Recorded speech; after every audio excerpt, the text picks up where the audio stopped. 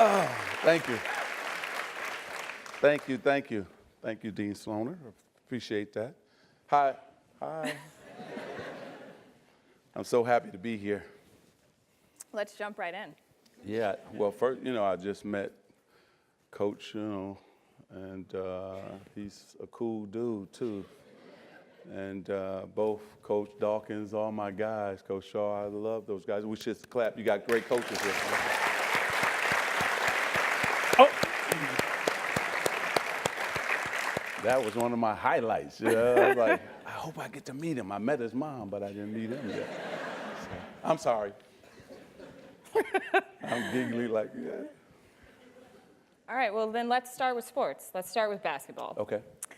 Many people may not realize that you actually began preparing for your second career, your career in business, while you were still in the NBA. Can you tell us what that preparation looked like and what motivated you? Well, first, we have to understand that the same principles really apply from being a basketball player as well as a CEO. When you think about focus, strategy, discipline, so I'm still that same guy that has those same principles as a CEO. And what I was doing as a basketball player first, and also a competitor, because I hate to lose at anything, right? Like my wife encouraged me to play my daughter one-on-one, when she was about 15, 16 years old. I play her, we go to 10. I let her get to 9. And then I got to crush her. And if I was playing my mother, I would let her get to 9.5. And then I'll crush her too. I love winning. And I took that same competitive spirit to the boardroom as well. I'm a perfectionist. So I was a perfectionist as a basketball player. I did the drills over and over and over again. And even today, I'm a perfectionist. And I want to do everything the right way. So when you think about principles of being an athlete or a basketball player, it's the same thing as a CEO. I'm a guy who's going to get there early. I'm a professional. Today they said, okay, about 11:30. Well, I got on campus at 5 to 11. I just sat at the chapel for a half hour waiting, but that's who I am. And so I think that I was preparing. What I did was I asked Dr. Buss, I said, my dream is not just to win championships, but I want to become a businessman after my basketball career with the Lakers. And he took me up under his wing and became my mentor, and one of my many mentors.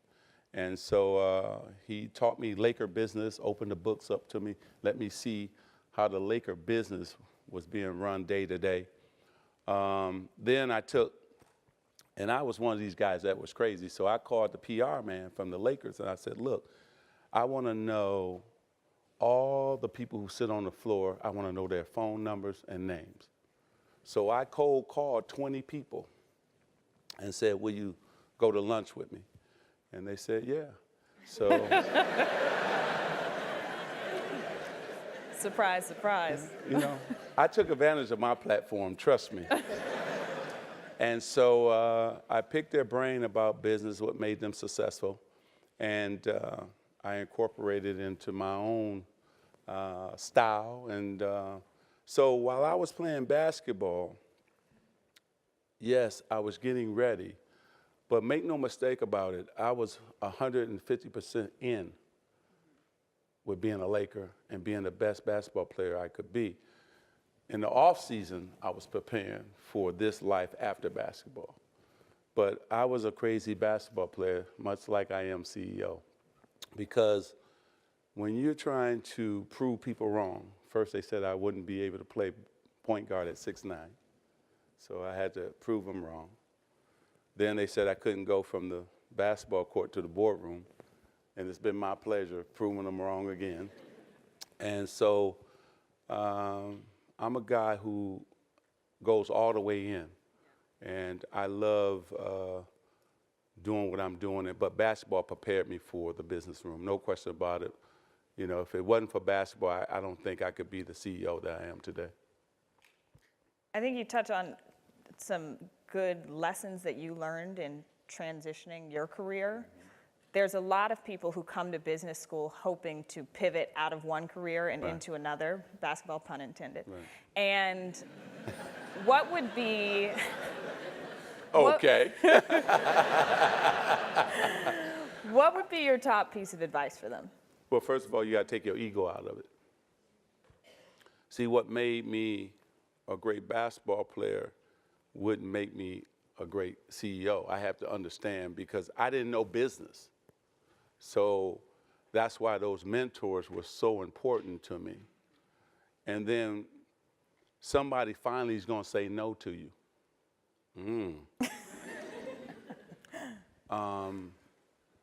And then you have to have a thirst for knowledge, right? And so that's why I was meeting with so many people, because I was hungry for knowledge, and I wasn't shy about asking questions.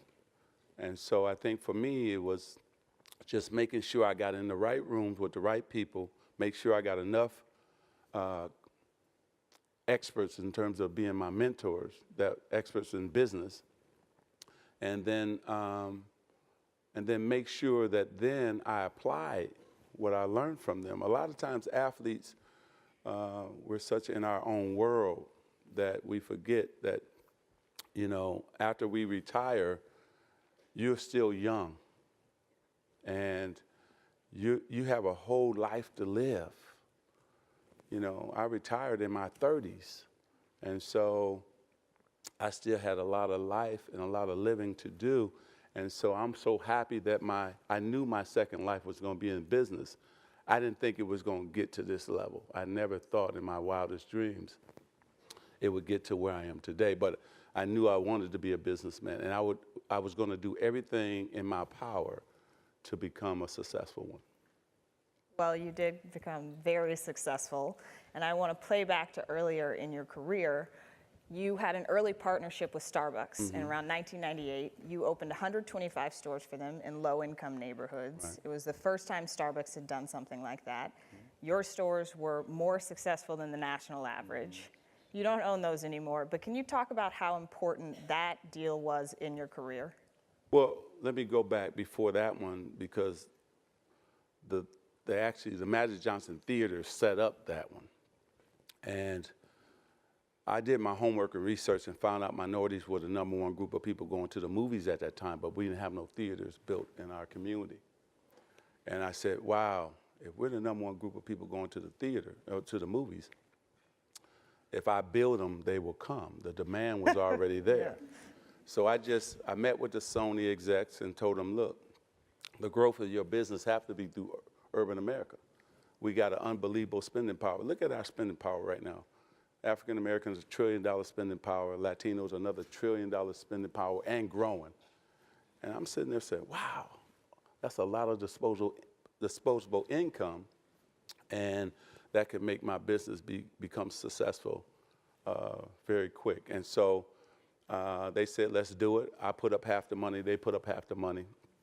And the first thing people said, oh, no way, they're gonna tear it up, they're gonna, graffiti gonna be all on the walls. And what happened was my first theater in Crenshaw in LA was in the top 10 highest grossing theaters in the nation.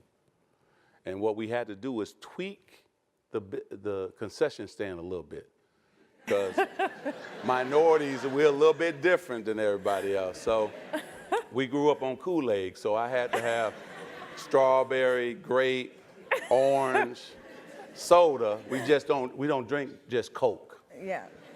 So now, the reason I said that, because my per caps was some of the highest in the industry. Wait a minute. So if I keep that Coke just in there, and my customer base don't drink Coke,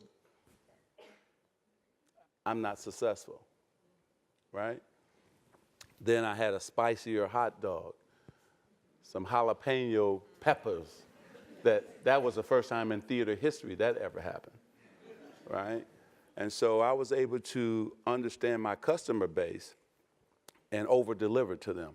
And I'm gonna use that word all the time. And you students out there, I want you to write that word down. And that's over-deliver. Because if you're gonna be in business, and especially today's marketplace, you gotta over-deliver to the consumer. Or guess what? They're gonna leave you that fast. I have over-delivered to my customer base for 30 years. That's why I have the #1 brand in urban America.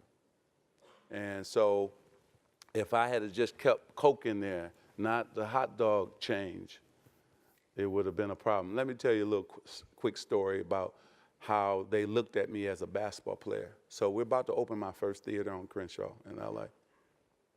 And I asked the food buyer from Sony, I said, how many hot dogs do we have for the opening? So he's like, man, the same amount we gonna give you is the same amount we have in our suburban theaters. We opened the theater on Friday. We sold out all the hot dogs that normally take a month to sell out in suburban, sold it out in one night. Why? Because minorities, we're not gonna go to dinner and a movie. We're gonna have dinner where? At the movies. I can't hear you. At the movies. So that's another reason my per caps was so high. You have to have an understanding of your customer base. And I know what urban consumers want, and I deliver that. So because we were very successful with the Magic Johnson Theaters, I went up to Seattle because I saw this long line outside this coffee place called Starbucks. I'm like, man, what kind of coffee they serving in there? So I said, I gotta get in that line. I gotta see what's going on. So I got in the line and, waiting, and I finally got up there. And I don't drink coffee, I drink tea. So I said, man, let me have your best tea, whatever. Man, I took a sip of that tea, I said, wow, no wonder. I said, man, that's the next successful thing that can happen in urban America. So I cold called Howard Schultz, CEO of Starbucks, and said, look, I want to come up and see you.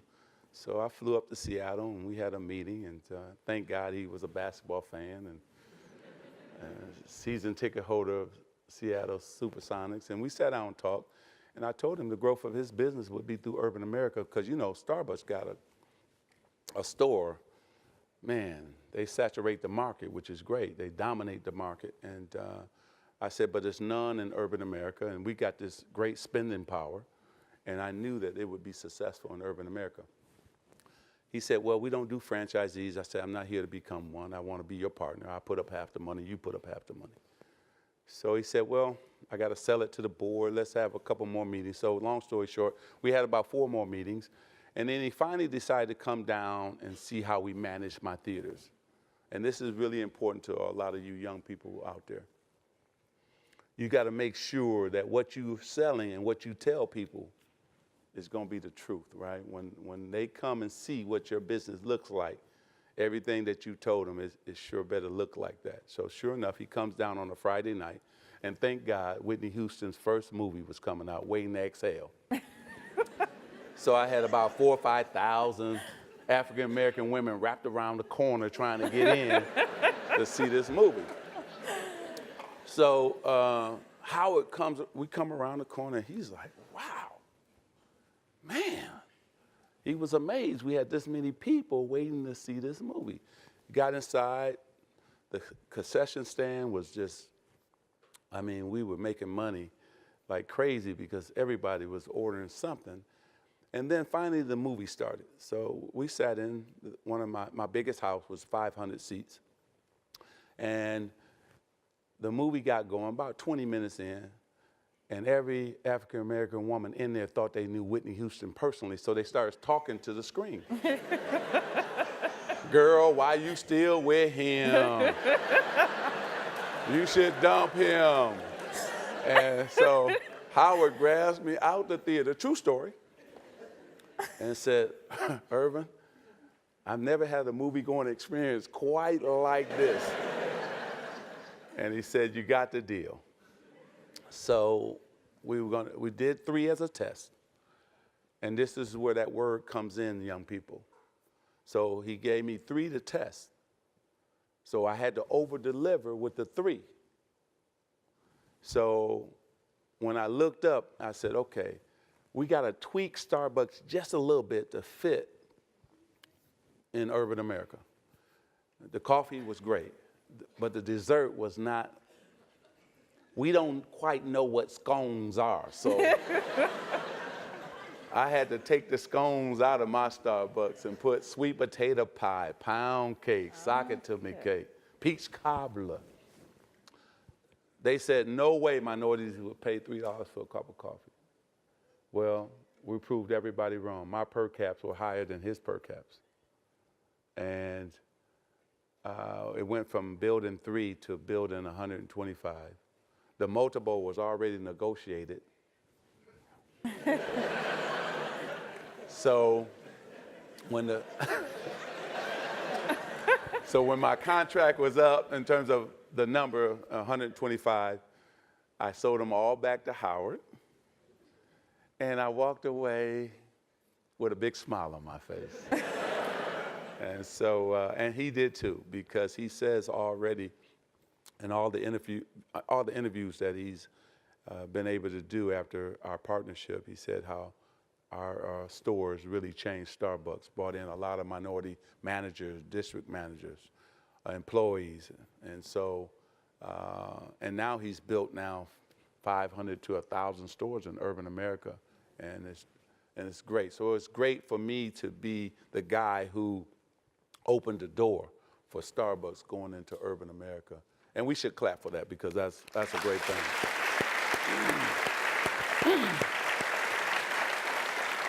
So it's still about over-delivering. See, if I had kept those scones in there,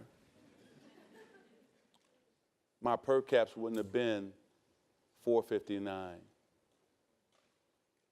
It wouldn't have been that high.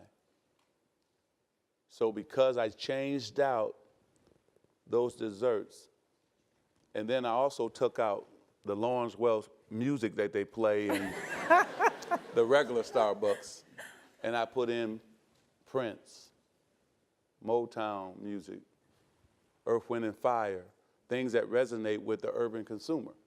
So now if I got you sitting there and you made your first purchase and you're comfortable and you got your head moving and you got your favorite drink next to you, you're going to sit there long enough to make your second purchase.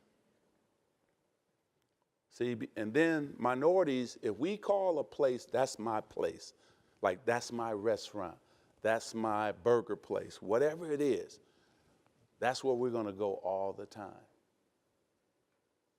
because they've over-delivered to us.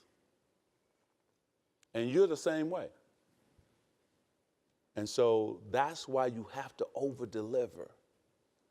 And also stay in touch with that customer base in terms of asking them questions. Do you like this? Do you like that? We always stay in tune and in touch with our customer base to make sure we're doing the right thing. And that's why I've been successful as well. I hear you talking about diversity of perspective and how important that was for you. There's been a focus recently on the lack of diversity within Silicon Valley and the tech industry in general. How does that play into your investment and partnership decisions? And also, how do you think about recruiting and retaining diverse talent now that you're head of your own organization? Well, the first one is, when you think about Silicon Valley and you think about it's only 1% of engineers that are African Americans and about 3%, I think, are Latinos. That's way too low. But they keep using that as an excuse where we can't find enough engineers who are minority. Okay, that's fine. But what about you have lawyers, accountants, the HR department? There's other areas that you can hire minorities who are qualified, right? And a lot of them sit on this campus too. and other campuses. So we just don't want to be engineers. We can be, we love to work at Google. We would love to work at Facebook and on and on and on. And so diversity starts at the top. If it's not a part of your DNA, it's not who you are, it's not going to happen. That's why I love Stanford. See, and we don't want a handout. We just want an opportunity. Now look at those two coaches. They just wanted the opportunity, and they're delivering, over-delivering. And that's all. We just ask for an opportunity. And I tell you, those who, look, you want to hire the way America looks. In the next 20 years, half of America, or even more than half of America, is going to be minorities. So the first companies that understand that and start hiring minorities now, they'll understand how to really deal with them as not only employees, but also consumers. And so for me, it's easy for me. I like to hire smart young people. Matter of fact, I got one of your own that work for me. Stand on up. Yeah, Ryan. Yeah.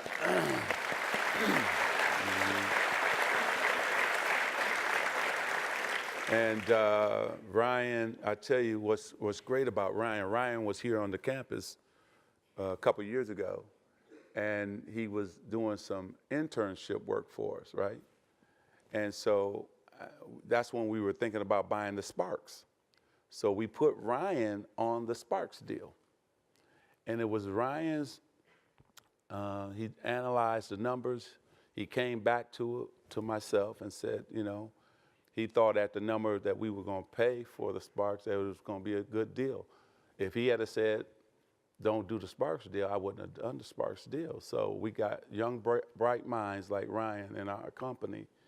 And so Stanford, you're producing some great, young, smart, also too, he's single, so any ladies out there. He started clapping.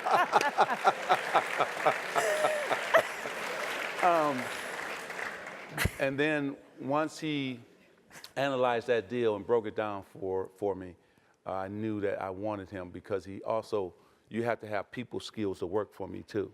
It's not just being smart. I want somebody who can also go out and on behalf of our company represent us. And he does a wonderful job of that. And so my brand is everything to me. And so I got to make sure that the thing that I protect is the brand. See, I have everything else. Sustainability, I have growth, I have all that now, right? But the one thing that could ruin it all is a tainted brand and a diluted brand. And so I want to make sure that I protect that brand. And that's why I hire people like Ryan who can not only protect the brand, but grow the brand and the bottom line all at the same time. And so with buying the Dodgers, that's sustainability. I have a $14 billion insurance company that I just bought called Equitrust out of Iowa. That's our headquarters. We're going to move that to Illinois.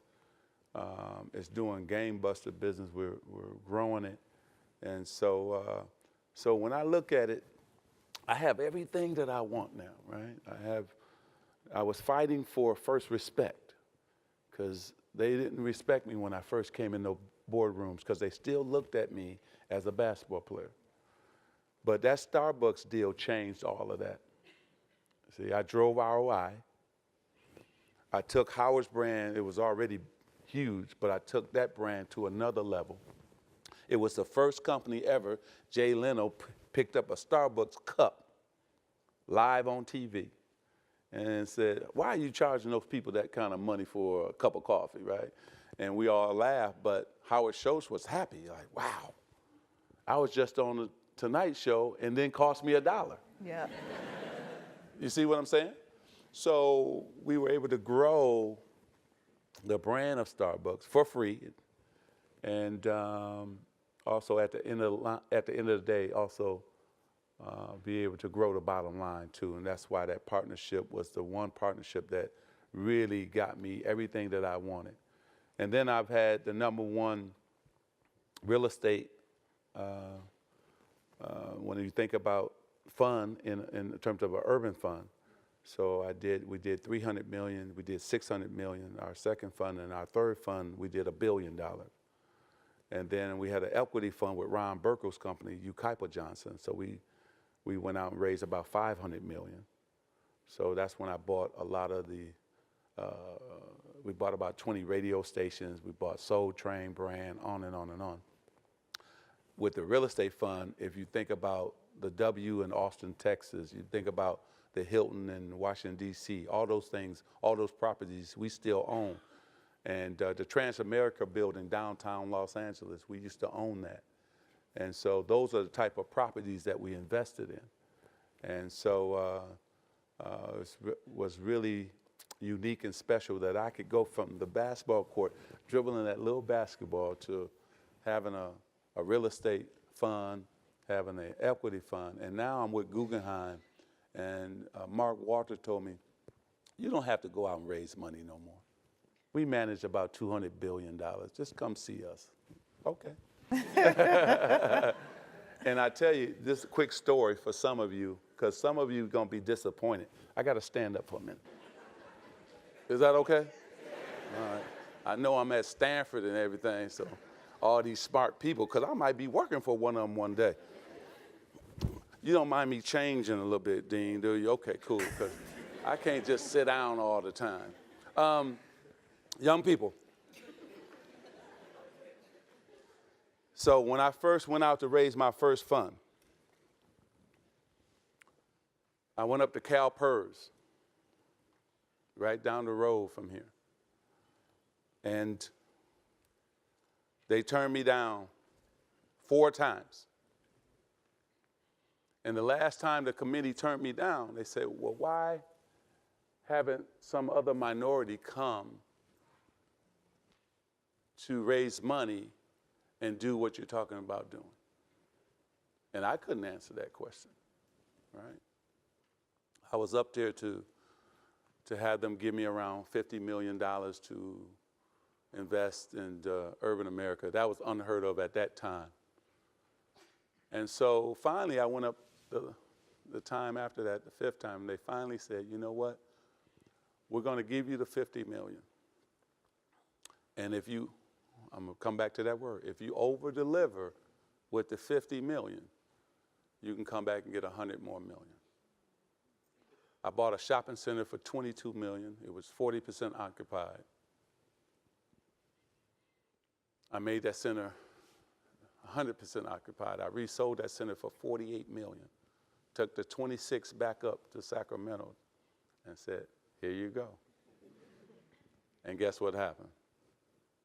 They started respecting me like a businessman. Now, a lot of you gonna get turned down 5 times like I did. Are you gonna get back up and try again? Or are you gonna go have your head down, disappointed, and not get up and try again? See, I knew I had a great business plan. I knew I had a great strategy, and I believed in it. That's why I kept going up to Sacramento. And finally, they said yes. And that's when I took off. So remember, you're going to get turned down. Somebody's not going to like your business plan. That's all right. You can tweak it. You can make adjustments to that. But keep going if you believe in it. And if you've done your homework and your research and you find that you have a good chance to be successful with your business, keep going. Never let anybody define who you can become and who you are. They said, oh, Magic just a point guard. No. I was more than that. And now I'm proving it each and every day. Jack Dorsey just said, hey, Magic, come on, join my board of Square. I've been turning down boards left and right, and I finally believe in him and what he's built. And so I finally said yes. But if I hadn't proven myself, right, he would never come and ask me to join his board of Square. Okay, Okay, back to you now. thank you. See, that's how we do it at Stanford. We, you know. Yeah, experiential learning.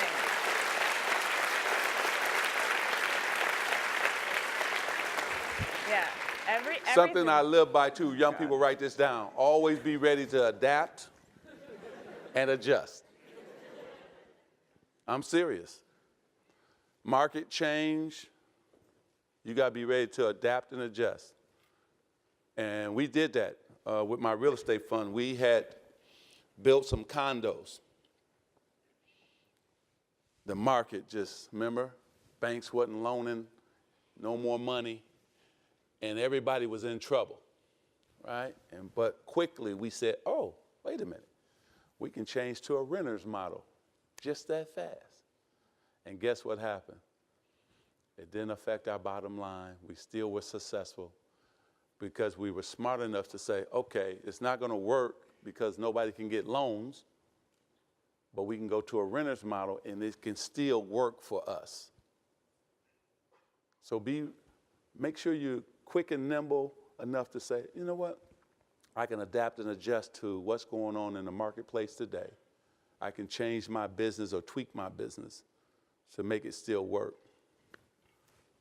You're talking about resiliency throughout that, and I want to shift to a more personal issue before we turn to questions, and that is your health.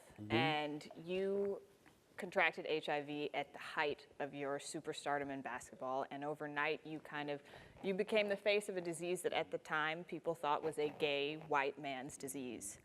Can you talk about the experience of having to become a leader in a community that you might have otherwise never been associated with? Yeah. Well, first it was tough. It was tough because in the beginning, getting that phone call, come to the doctor's office, we're in Utah, fly all the way home from Utah, couldn't play in the game. I didn't know what was wrong, what was going on. And to walk into the doctor's office and him to tell me I have HIV, it was just devastating. I mean, I'm talking about I was on the floor devastated. And it took me hours just to come to grips with what he had just said, right? And then what was more devastating than that was I had just got married. My wife was pregnant, so now I got to drive home to tell her I have HIV. And more than thinking about myself, I was thinking about her and my baby at that time. And I tell you, I never thought, you know, and I had did everything right, I thought, you know, just, I was married to the game. I put in maximum effort, and I'm now, boom, this happens, right? And I married a woman that I met on Michigan State campus and that I've always wanted to marry, my best friend. And all those things are going through your mind as you're driving home to now face the toughest challenge in my life. More than Michael, more than Larry. You know. Yeah, I'm glad I can laugh about it now, I'll tell you. But it was, when I hit the door, she knew something was wrong. She knew it. And so I sat her down, and I began to tell her I had HIV, and she cried like a baby. And the thing that makes it tough, young people, your mistake not only hurts you, but those who love you, it hurts them too. They are affected by your mistakes. And here she is, been nothing but a great wife, great friend, and I putting her at risk and putting her in this situation. And so, you know, as we're talking about it and I'm trying to console her, and then I told her, I understand if you want to leave me, you know. And then she hit me so hard upside my head. And she said, we're going to beat this together. This is the only time I knew that I was going to have a chance to live. Because if Cookie had left I don't think I would be here because I needed her as a support system, and that was a difficult time. So you need the ones that love you to help you through your toughest moments. And so I'm so happy she stayed and supported me. And then we got the best news about a couple weeks later. She was okay. The baby was okay after the doctors ran the test. So I've been in the face of this disease now for 24 years. Was she also the person who encouraged you to speak out and help to educate everyone about Oh, that's the a disease? great question. Great question. We went back and forth. Once we found out her status, we went back and forth on if we should go public or not. So I met with a lady who was living with AIDS at the time, Elizabeth Glazier. Changed my whole life. She was dying at that time. And she told me, Earvin, I want you to become the face of the disease. They need a face. It needs a face, and you will be perfect. You got to go public. It's going to help the world. And she said there's some great drugs coming down the pipeline, and she was right. At that time, it was only one drug at that time, AZT. And so I'm glad she was there for me as well. And then I promised her that I would become the face and I would do a lot of different things to help those who are living with it and also to educate people. And she has a great foundation named after her and doing great work too. And so Cookie and I, after meeting with her, decided to go public at that time. And now you look at the numbers, there's over a million people living with HIV in this country, but 1 out of 8 don't even know they have it. There's a lot of people walking around right now that don't know they have HIV. And then it's affected the black and brown community in a big way. When you think about the numbers, especially the numbers of blacks, in terms of 55% of men, 45% black women. So it's really important that we still go out and get tested. Also go back for your results. Now you can get it tested in your own home now. Now instead of one drug, there's 30 drugs. That's why I'm living today. You think about the drugs are so much better today, easy to take today. There's still a fear of minorities going to find out if they have HIV or not. That's been really hurting our community in a big way. And so I fight against discrimination against those who are living with HIV. I go out and educate people, and that's what I do. This is my life. And so I love what I do. I love, going out, talking about HIV and AIDS, and also helping people. And that's what I'm all about. And then when I joined President Bush AIDS Commission back at that time, this is the father, I remember I went to Boston and they had a hospice, 30 beds. I walked in, only one bed was, one patient was in one of the bedrooms. And I was like, what's wrong with the other 29 rooms? They had to take you through a process for you to get a room. Like, all these people who need a room and they have to go through a process to get one. It takes like a year or two just to get cleared. And just that day I quit. I said, this is not right.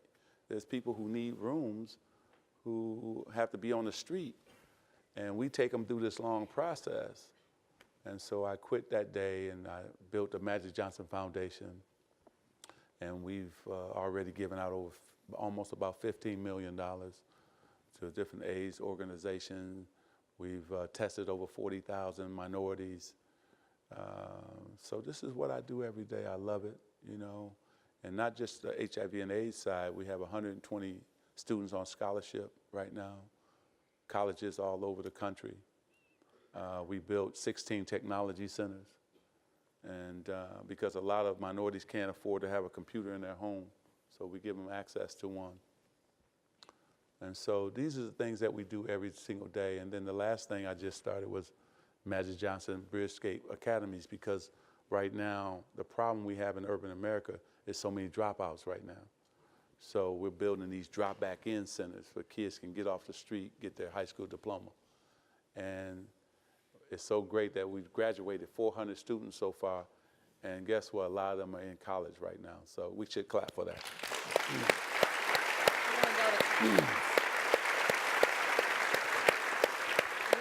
So we don't. Okay, so we should go to questions, you know. We don't have much time left, but if you just want to raise your hand, the people with the mics will come down and find you, and we'll start with a question from Twitter. Well, we got to take 5 or so, you know. We can't just run off. I came all the way here from LA. That's a long way. And not answer some questions now, you know. And my Dodgers are in the playoff. Don't be booing up here, but Giant fans. All right, go ahead. Go ahead. First question from Twitter. What was the hardest lesson you learned when you transitioned from basketball to business? I thought it would be easier because I was Magic Johnson, but actually it was harder. 10 banks turned me down. Besides, CalPERS turned me down. I was looking to grow, and I used up just about a lot of my income to get me to a level. But now I wanted to go to another level, and I wanted that growth. And I needed some big money.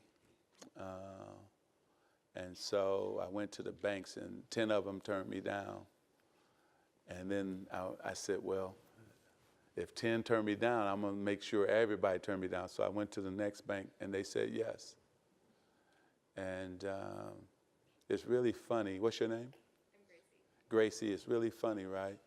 So now Gracie, after the 11th bank said yes, and owning the Dodgers, all this stuff, all them 11 banks are knocking on my door saying, 10 banks saying, oh, we'll give you as much line of credit as you want, you know, on and on and on. But I'm a loyal guy, so I stay with who got me here. And so again, you're gonna get turned down sometime, but keep on going, because somebody may say yes.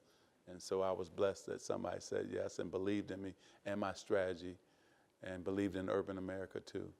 So thank you. That was the hardest thing. Who got the next one?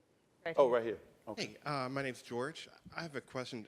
With the Equilife deal, your Equitrust deal, your organization runs the largest black-owned insurance company in America. How do you see minority-owned financial institutions changing the way American business is done? Well, I think first of all, we got to be successful. That's number one.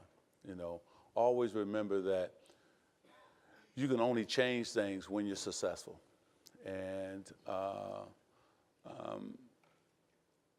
I think more minorities will have access to capital so that they can build their own businesses because I'm successful. And I don't think that we're going to change financial institutions, but it's in terms of minorities owning a financial institution. But I think what I can do is open the door for other minorities to have an opportunity to become business people, right? You see what I'm saying? And so right now we're seeing that everywhere. If you look at the hip hop community, who do they credit for changing their mindset on becoming businessmen? They credit me. And athletes do the same thing because I opened the door and also changed their mindset and attitude toward just being a artist or just being an athlete. Now we know that we can go from the basketball court to the boardroom. So I think Equitrust will allow others to say, hey, there's an opportunity to own a financial institution, hopefully. If not, just, again, just being a pioneer for minorities to be able to know that you can be successful as a businessman or a businesswoman. So I'm sitting in a great spot, in a great position. I don't take it lightly. And just like being a minority in baseball, it's great. You know, we changed the Dodgers. We were, I don't know where we were. We wasn't in the top 10 in attendance before. Now, for the 3 years that we've owned the team, we've been #1 in attendance in MLB, over 42,000 a night. We've enhanced the fan experience. We've changed the team, and we won our division 3 years in a row. So we've changed everything, and now we're the sixth most valuable. Forbes said we're the sixth most valuable sports franchise in the world, behind 3 soccer teams and, of course, the Yankees and Cowboys. And we'll take that all day. And so the things that we've been able to do has been great. So we'll see what happens in terms of financial institution, but I'm just happy that I have a successful business and that we're going to grow that business. We just sold another business that we were into, I was into, which was Simply Health. We built that business over 3 years, Medicaid, Medicare business. My partner and I, Mike Fernandez, we took a business that we bought, only had 17,000 members, now about 300,000 members, and we sold it. We grew it to 300,000 members. And we just sold it to Aetna for about $1 billion. So I've been doing a lot of great things, and this is what I do every day. It's nice to not be in those hot pants I used to wear, and I wear suits now. Remember the shorts we used to wear? Johnny, you remember them shorts, man? They were, I mean, I don't know how we got in them things. I think it was some on this right side. here. Oh, that This young man right there? person with the Okay, mic. go ahead. My name's Aaron. I grew up in Inglewood down the street from the Forum, so this is special for me. Kara, you're killing it. She is Kara's too. doing Let's awesome. give her She's a killing hand it. too. She is killing it.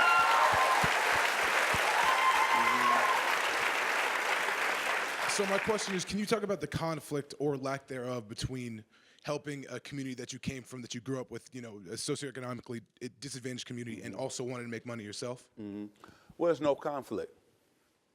And I'll tell you why there's no conflict. Minorities want me to be successful, right? We were short, when you think about retail options, we were short retail options. Minorities, we were driving an hour, sometimes 45 minutes outside our community just to shop and go to a grocery store, to go to the movies. And so what I was able to do was understand what we wanted, because we were already driving to get it, but it was outside our community. And what I just did, I just brought it right to us, right? And minorities understand if I'm successful, then they have a chance to be successful. And so I didn't do anything to, it'd be different if the prices were, you know, high, or I outpriced myself in terms of to the urban consumer. But I hired people from the community. The first thing I did was train them to do their job. I'm gonna say that one more time. I trained them to do their job. And then you get the retention that you're looking for, right? And also I made it a workplace that they have fun working at. And that again, gets you the retention that you're looking for as well. My Fridays was the hottest place to work at and to go to, right? My TGI Fridays that I used to own, right there. You been there, right? And you know, man, a Laker game came on or Dodger game, you couldn't even get in the place, right? Packed, right? I was the first Fridays in the nation to ever serve Dom Perignon, Cristal, out of high-end liquor. I was the first one, right? They copied my model, right? And so, because that's what my customer base wanted. But the reason I'm saying that is that now in urban America or Inglewood or wherever, you have a chance to now in your own community get a salad, get dinner, go get Starbucks coffee, and you didn't have those options before. So I look at it as I'm putting people to work, and now that dollar, our problem in urban America, the dollar only touches 3 hands. In suburban America, $1 touches about 20 hands. That's why it's able to grow. So I tried to make sure a dollar could touch at least 10 hands in urban America by putting a business there, hiring people from the community. Now they'll spend their money where? In the community. Now the community grows. And so, so I'm happy about what I've been doing. I'm also, I was able to put people that have good paying jobs, right? those district managers, those managers, they make good money. And then a brother like Ryan getting ready to be a millionaire, so it's gonna be cool. I told him on the way here, I said, but man, if that deal worked, you're gonna be a millionaire. He said, okay. That's the first time he ever took the glasses off and like, oh man. He started sweating, Stanford, he started sweating. So, but that's also my job, is to make as many minorities millionaires as I can. And so we're on the right track already. I've already been able to do that with a lot of people so far. One of the people I hired went to UCLA. Don't be booing. She went to UCLA Business School, right? 19 years ago. So she became my receptionist. And I told her, if you stick with me, it was just her and I at that time, right? We're gonna do great things together. I said, don't worry about, this is not the job you wanted out of college. So guess what? Now she's a millionaire. Now she's my COO running my company. Went from the receptionist out front, now she's making the decisions. So that's what can happen. And a lot of you don't get caught up in what job you get coming out. You know you're smart. Sometimes it's good just to get in, get the knowledge, and then grow from there, okay? I gotta have her, because she's short. Come on up on stage. Come on stage, come on. But yeah, bring the phone. All right, no, you gotta hand it to somebody. Don't put it in your pocket. Here you go. Yeah, set it up. All right, nice, come on, smile.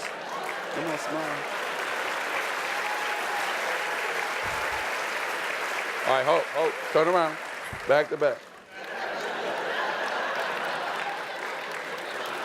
All right. This is great. Well, I'm Maria. I'm a junior actually here at Stanford. All right, put the mic up. And I kind of just wanted to ask you, you talk a lot about how powerful you are in the business community, but given how strong of an influence you are to a lot of minorities and just individuals all over the place, I kind of wanted to ask you what sort of initiative you are kind of like hoping to immerse yourself in with respect to obesity, given that a lot of minorities are, facing this issue. And a lot of basketball players and just athletes in general market a lot of their products, and they're not the healthiest per se. It's a lot of sodas and things like that. And I kind of wanted to ask you, since you have such a big impact and so much power, like you're saying, and you want to empower those people, do you see yourself kind of, engaging in sort of any, business opportunities with respect to like making those like culturally appropriate, I guess, foods or beverages more healthy per se? Okay, well, two things. First, let's start with myself first. 2 years ago, I was about 40 pounds heavier, right? And I knew that I was snacking on the road. So I said, I gotta make a change. So no, I'm serious, I gotta make a change. So I started putting nuts and fruit in front of me instead of those chips and things, and I dropped about 40 pounds, right? Then I own a company called Sodexo Magic. So we provide food for colleges, school systems, corporations. So we have, I do Disneyland and Disney World. Yay! Mickey and Minnie eat my food. And Toyota, their headquarters, John Deere, Allstate Insurance, Drexel University, on and on and on. So now we're starting to see now even corporations, school systems, colleges, they want healthier options for students, for their employees and so on. I think before I was not mindful of what you said, but since I changed my diet myself, and now I get up every morning at 4 o'clock, I'm in the gym by 5, hour cardio, lift weights for an hour. So now I can talk about it because it's the truth, I'm living it. Before I couldn't talk about it, but I'm living it now. So it's very important that we do eat healthier, because African Americans, we're dying earlier than any other group of people. And so we got to make some changes when you think about our diet And also, too, it has to start at home, too, and then that's when I was talking to the young man about Harlem hadn't had a grocery store for over 40 years. So I put Starbucks there, I put my theater there in Harlem. That's when Pathmark finally built a supermarket in Harlem. Now we got fresh fruit, vegetables. See, that's the problem we were having in urban America. We just didn't have the opportunities to buy things that were fresh and healthy for us. And now we're hoping Whole Foods come into urban communities and others, Trader Joe's, whoever it is, so we can have those type of options, And so, yes, I'm promoting it, and I'm actually going to invest in a company that providing that type of food options. I can't tell you much about it right now. We're not there yet. Ryan, we're not there yet, right? Yeah, Ryan has, can I brag about him? Yeah, just keep your eyes on him, the guy with the glasses. Yeah. He has bought me lately about 3 deals. We just invested in a company called Jobwell that's supplying minority talent to, yes, you say that. Go ahead. Latino recruitment and just minority recruitment in general. You heard about it. I heard about them. I signed up. Man, tell me some. Love it. No wonder we're friends. We're friends. I follow you on Twitter, actually. No, but Ryan has done just a tremendous job. And if we can do me one favor, because when it's your own and they become successful, you always got to feel proud because, see, guess what? You're the next one. And if you don't bless somebody else, how can you be blessed? Right? And that's what I'm all about. I'm blessed to have a great wife. I'm blessed to have great 3 kids, 2 grandchildren now. But also, I'm so happy that I saw the talent in this young man and that you guys really shaped and molded into, he's going to be awesome. So if you can do me a favor, there's 2 people you need to give a standing ovation. This beautiful lady, she's so smart and talented. Come on. That's right. She did a wonderful job. Come on, man. Thank you. And this one too. Come on. Oh my God.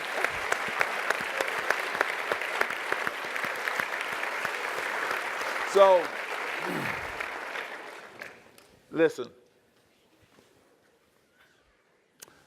I came from a very poor family. Sometimes we had the peanut butter, but we didn't have the jelly. Sometimes we had something to drink, and sometimes we didn't. Sometimes, it was tough. 6 sisters, 3 brothers. But the one thing I never had was poor dreams. Even though I grew up poor, I didn't have poor dreams. And one thing I never lacked was confidence in myself. I always believed in me. Always. And the one thing that I could control is my work ethic and my work habits. First one in the gym, last one to leave. I'm the first one at work, last one to leave. It doesn't change. If you want to be successful, you got to get there early. You got to outwork your competition. And then get your husband or wife, boyfriend, girlfriend to understand and buy into your dream. That's one thing Cookie did. I said, baby, tonight I know it's not a real date, but I got to take you to the theater, to the Magic Johnson Theater. When we get there, you go to your seat. I got to kiss the babies for 2 hours and hug everybody that came in. Then when we leave, we got to go by Starbucks and sit in the parking lot and watch how many people come into the store. That's going to be our date. But guess what? She was sitting right there with me. The hard work paid off. 5 championships, led the Lakers to 9 finals in 12 years. Right? What a run, right? Then here, the business world. Now I was struggling to get money and capital. Now I don't have to worry. If I need to raise $1 billion tomorrow, which we're starting a new fund, I wish I could tell you about it. But we already got $2 billion committed. We haven't even gone out because I got a proven track record. Magic, I'm going to interrupt Okay, there God bless you. because Thanks. Thank you. track record No. was considered. Thank you.